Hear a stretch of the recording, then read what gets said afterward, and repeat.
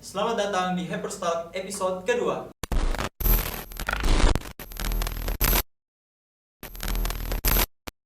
Di sini kami akan membahas apa sih Himai itu. Jadi, saya di sini tidak ditemani Mufli lagi, tapi saya ditemani oleh orang yang sangat istimewa di Himahi, khususnya di himpunan mahasiswa hubungan internasional ini. Tapi sebelum itu kita harus memperkenalkan dulu dong. Siapa sih orang di samping saya ini? Mungkin bisa dikenalkan dulu, Kak. Oke. Siapa? Halo Icang. Halo, Saya Nandito ya, untuk teman-teman yang sedang menonton. Saya mahasiswa HI angkatan 2018. Saya juga ketua himpunan mahasiswa hubungan internasional ya. Kalau di himpunan biasa dipanggil Kahima ya. Terima kasih sudah diundangin ya. Terima kasih juga, Kak, telah Oke, menyempatkan siap. waktunya untuk bisa hadir di tempat kami ini, di podcast kami kali ini. Iya. Untuk berbagi cerita. Oke. Seperti apa Himahi itu, Kak? Oke, berbagi cerita. Di sini, Kak, saya mau punya pertanyaan seputar Himahi. Ada banyak, Kak. Nggak apa-apa jadi, Kak? Nggak apa-apa. Oh, nggak apa-apa. Silakan, pertanyaan Oke. apapun. Jadi pertanyaanku itu, Kak, ada dua perspektif ini, Kak, mau ku minta. Yang pertama ini sebagai Kahimaki. Oke. Itu apa itu? Apa itu Himahi? Seperti apa itu Himahi, Kak, menurut Kahima? Oke. Pertanyaan yang tidak rumit, tapi butuh penjelasan yang panjang ya. Saya akan berusaha mempersingkatnya. Sebagai ketua himpunan, saya melihat himpunan itu dalam dua bentuk ya. Yang pertama bentuk formal sekali dan kaku. Himpunan itu adalah sebuah organisasi ya, organisasi mahasiswa lah sederhananya. Secara lebih spesifik lagi dia organisasi kader. Kalau dia organisasi kader berarti tugasnya untuk mengkader ya. Dalam prosesnya nanti kaderisasi itu berjalan dengan misalnya nilai-nilai yang berusaha ditanamkan, tapi ya kurang lebih seperti itulah organisasi kader ya. Tapi secara informal, secara tidak terlalu kaku, himpunan itu ya keluarga ya. Himpunan is home kalau Ya. ini mungkin tidak hanya pendapat saya, pasti banyak juga alumni juga sekarang yang berkecimpung di himpunan pasti mengatakan himpunan adalah rumah. Di situ ada keluarga, kita bertemu dengan orang baru, bergaul, belajar, berkembang ya, seperti itu sebagai ketua himpunan sih. Katanya pertanyaan lain lagi, perspektif apa tuh? Perspektif sebagai Nandito, Oke, bukan sebagai Kahima. Kahima. Karena tidak adil rasanya, tidak fair rasanya kalau kita menjelaskan Himahi itu seperti apa, tapi kita menjelaskan pada saat kita masuk berkecimpung dalamnya. Bagaimana sebelum atas nama Nandito ini Oke. bisa menjelaskan dulu Oke. seperti apa Himahi itu? Sebagai Nandito ya, ini sebenarnya cukup sulit ya, karena saya harus membayangkan diri saya sebagai bukan ketua himpunan. Tapi saya akan berusaha menjawabnya ya. Kalau saya sebagai Dito ya, saya akan bagi juga dua. Sebelum saya masuk himpunan dan setelah saya masuk himpunan ya. Saya akan mulai dari setelah saya masuk himpunan. Setelah saya masuk himpunan sebagai Dito, saya pikir saya menemukan Himahi sebagai suatu rumah baru. Saya belajar banyak, saya ketemu dengan banyak orang ya. Saya juga berkembang ya. Lebih-lebih saya lebih rasa di konteks belajarnya sih. Saya bertemu dengan banyak orang yang bisa berdiskusi, belajar ya. Dan himpunan bisa menyediakan hal-hal seperti itu toh. Itu setelah saya masuk di himpunan. Sebelum saya masuk di himpunan, saya perspektif saya sebagai maba ya. Biasa dikumpul, dipanggil, senior cari, ya seperti itu ya. Tentu saja setiap maba yang mendapatkan hal seperti itu, Icang pun pasti rasa sekali dipanggil-panggil, di chat, pasti menjengkelkan ya. Tapi saya waktu maba sih saya melihat himpunan, ya saya punya perasaan-perasaan seperti itu. Tapi hal yang membuat saya tetap ingin masuk, bukan ingin masuk sih, tetap bertahan untuk, ya kalaupun dipanggil tetap datang itu hal sederhana ya. Jadi sebelum saya masuk kuliah itu saya bersekolah di satu sekolah yang sangat khusus ya. Sekolah Katolik ya, dan itu sekolah calon imam ya, calon pastor. Saya dididik dan dibesarkan dengan nilai-nilai yang seperti ini ya.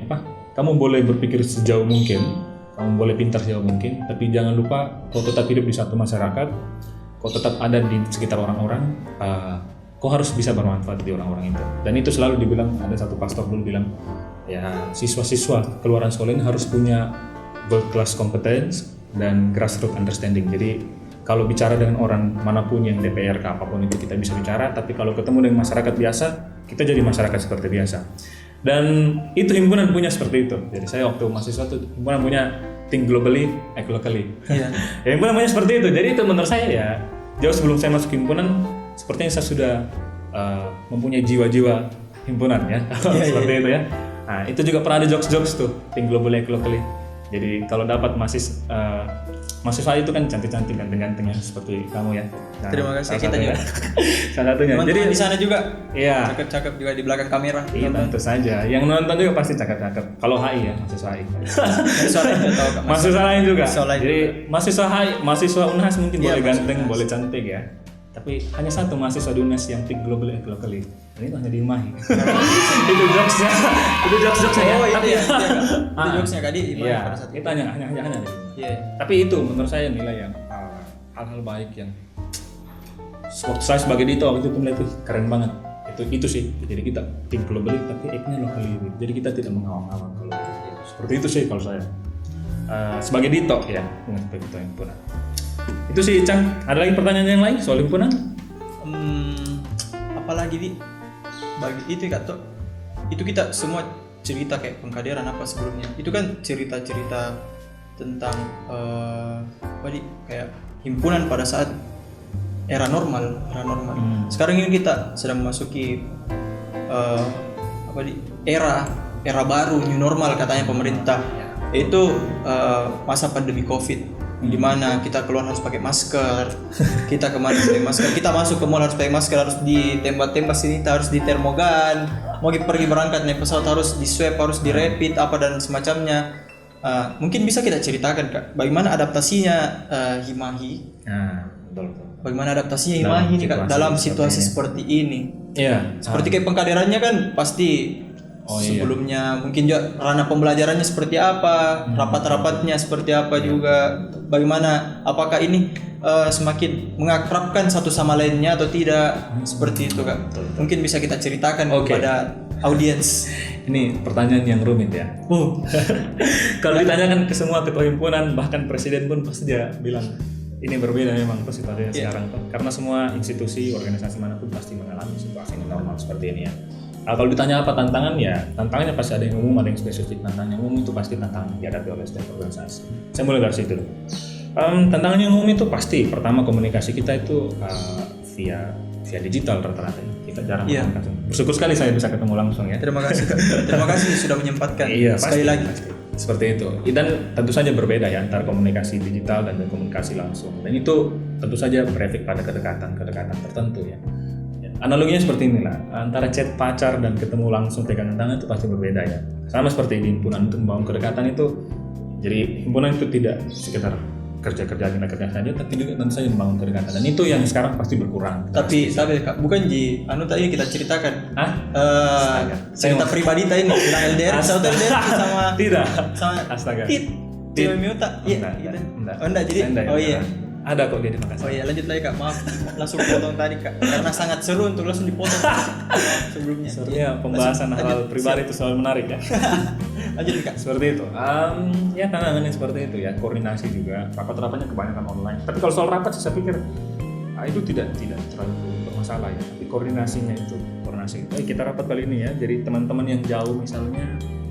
Mungkin misalnya kita di Makassar sini kalau mau rapat dan sementara teman-teman yang jauh, jadi kegiatan himpunan yang mereka rasakan tuh rasa-rasanya seperti rapat saja ya karena dia ikut online, nggak bisa dirasakan bagaimana kedekatannya secara yang kalau tidak online ya. Jadi itu mungkin saja ada tantangan seperti kok di himpunan hanya kerja mana, kedekatannya mana, keluarganya ya itu yang mereka tidak bisa rasakan dan itu menjadi tantangan dan saya pikir semua organisasi mengalami hal seperti itu. Kalau yang spesifik ya palingan soal transfer pemahaman sih. Tidak terjadi dengan langsung antara apa yang kita dapat ngobrol langsung dengan orang tentu saja berbeda dengan apa yang kita lihat Zoom itu terbukti sekali tuh. Kalau misalnya di kelas misalnya ini contoh transfer pemahaman yang kurang. Kalau misalnya kita kuliah biasanya kalau kita nge-Zoom itu hadirnya pas di awal sama di akhir pas absen. Hal seperti itu yang pasti terjadi ya. Nah, itu sangat rumit. Seperti itu sih. Kalau saya seperti itu tantangan tapi ada hal positif tertentu.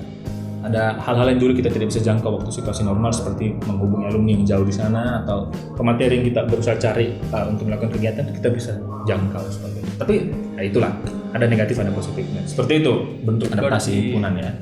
Berarti tidak begitu buruk ya Kak Di ini new normal ini. Ya, tidak buruk-buruk amat lah. Maksudnya juga kan ada orang biasa alasannya itu untuk bersilaturahmi itu Kak bilang jauh apa dan lain-lain. Tapi karena new normal ini jadi kita bisa bertemu meskipun tidak tatap muka secara langsung. Itu salah satu. Seperti itu, berarti itu hal positifnya ya. Oh iya, saya juga mau bilang ini Kak, tadi kita menyinggung tentang pengkaderan. Pada saat sebelum ini kita ceritanya tadi itu pada saat sebelum pandemi. Kita ini kan salah satu target audiens kita ini Kak adalah mahasiswa baru dan anak-anak yang halo mahasiswa baru. Anak-anak mahasiswa baru dan teman-teman sekalian yang masih duduk di bangku SMA yang mau masuk di HI. Dan salah satunya itu Kak, orang yang khususnya mahasiswa baru itu Kak, dia tuh pasti bertanya tentang senioritas. Karena pasti itu di kepalanya banyak orang yang kayak masuk-masuki lah Kak, bahasa Makassarnya masuk-masuki itu tuh. Dia bilang seram ki, siksa ki seperti ini, begini. Mungkin saya minta bagaimana penjelasannya Kak Hima dalam rangka ini pengkaderan, dan nanti ini kan sudah mau masuk lagi masa-masa seperti itu lagi Kak, masa-masa pengaderan lagi. Iya, mungkin bisa dijelaskan Kak. Oke, soal pengaderan ya. Tentu saja tidak bisa cerita spesifik karena itu menjadi suatu surprise tersendiri tersendiri untuk adik-adik. yang saya mau pastikan di sini adalah soal cap-cap senioritas tadi ya. Saya pikir kita menghadapi hal-hal seperti itu dimanapun, di dalam rumah ya. Tentu saja ada unsur-unsur senioritas. Tidak mungkin kan kita maki bapak tak.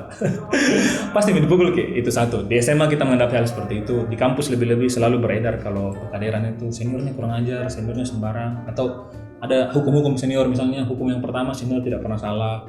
Kalau dia salah kembali ke pasal yang pertama.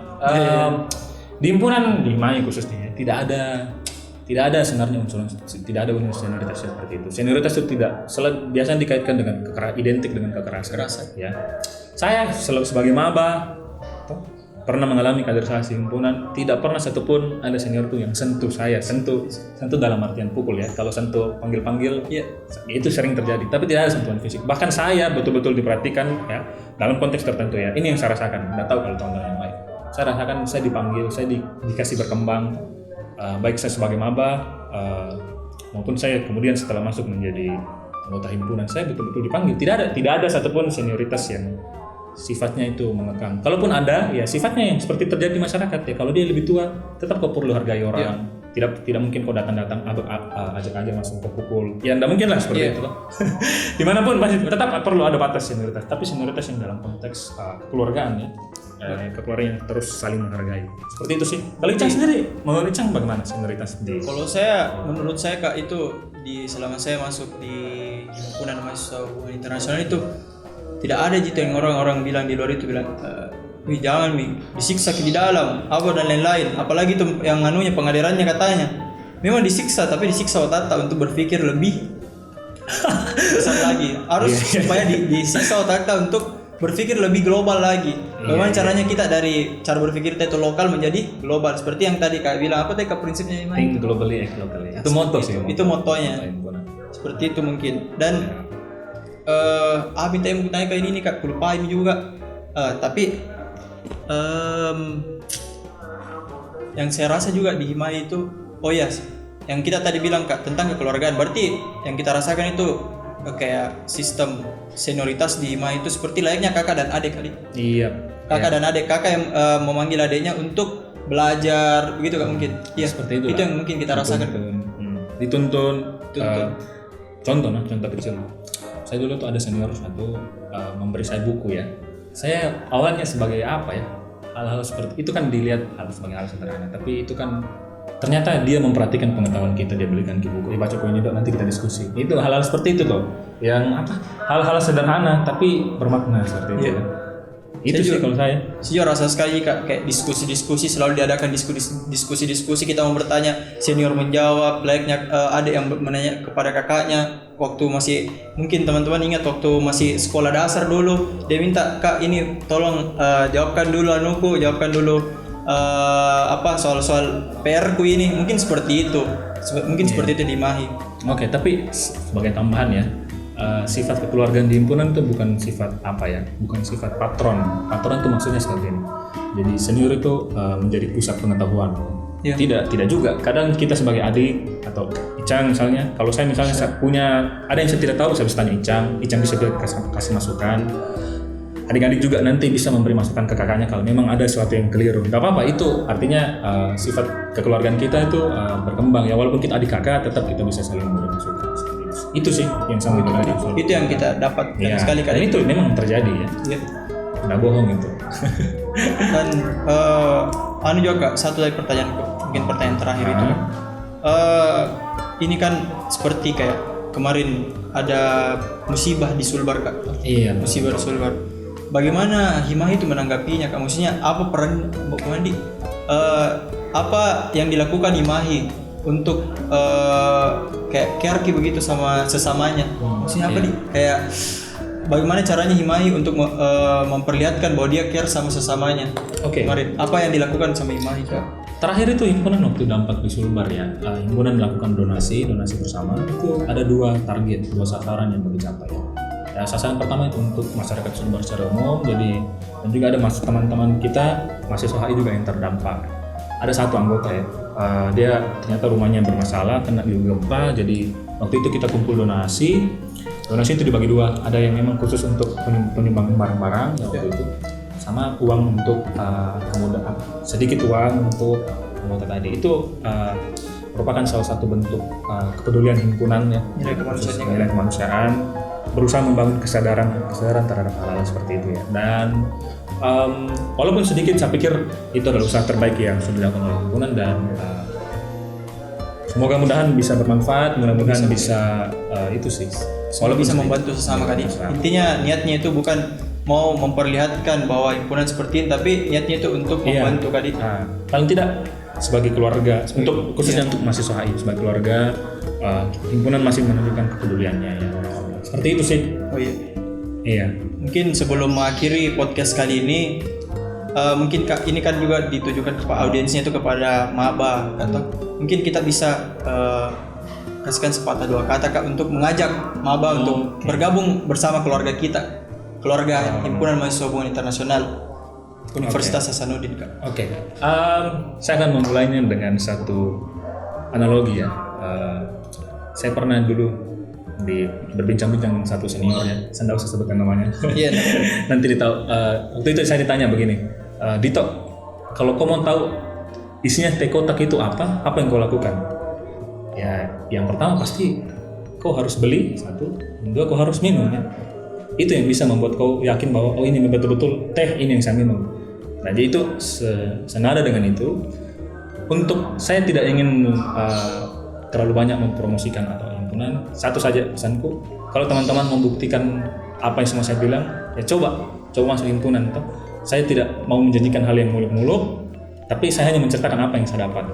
Kalau teman-teman mau membuktikan itu, ayo masuk, ayo ikut. Nah, itu untuk teman-teman mahasiswa baru. Tapi untuk semua audiens yang lain, kalau misalnya memang ingin mengajak diskusi bersama dengan kita juga open juga. Ya, sangat open ya. Kita bisa berkolaborasi di banyak hal, termasuk juga ya diskusi salah satunya. Saya pikir itu saja ya untuk pesan-pesan. Terima kasih. Ya, Ica.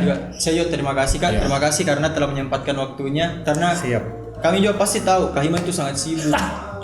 Banyak waktunya yang juga di luar itu pergi kemana, pergi diskusi, pergi mengajak koordinasi dengan divisi-divisi yang ada di Himpunan Mahasiswa Hubungan Internasional itu sendiri. Jadi kami ini sangat berterima kasih karena Kak Hima ini telah menyempatkan waktunya hadir di tempat kami saat ini. Oke, dan sebelum saya mengakhiri podcast kali ini, saya mau ngajak teman-teman untuk subscribe dan jangan lupa klik tombol loncengnya agar tidak ketinggalan, dan mungkin bisa dibilang Kak, siapa tahu ada pertanyaan bisa di komen di bawah ini. Ya, apapun pertanyaan nanti yang ingin ditanyakan soal himpunan, silakan nanti sampaikan saya di kolom komentar, atau mungkin bisa chat langsung di admin himpunan atau di komentar sekali lagi ya. Itu pasti akan dijawab oleh admin-admin yang kece ini. Oke, saya ucapkan terima kasih. Salam Himahi. Salam.